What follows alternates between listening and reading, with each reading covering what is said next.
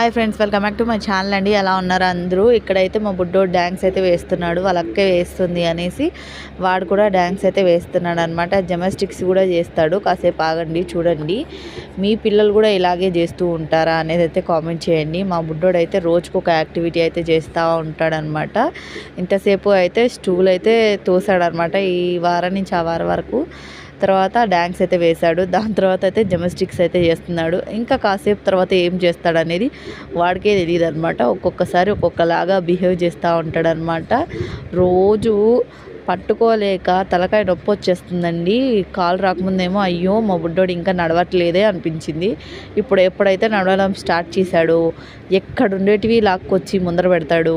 ఇలా జిమ్నాస్టిక్స్ అన్నీ చేస్తూ ఉంటాడు అనమాట. ఏదో ఒకటి పీక్ రావడం, లాక్ రావడం ఇలా చేస్తూ ఉంటాడు. ఇంకా లాస్ట్కి తులసమ్మ దగ్గరికి వెళ్ళి అక్కడైతే మొక్కుకుంటున్నాడు అనమాట. ముక్కేది కూడా తెలుసు చూడండి మా బుడ్డోడికి, ఎంత బాగా మొక్కుతున్నాడు. థ్యాంక్ యూ ఫర్ వాచింగ్ అండి. Support me, subscribe my channel అండి.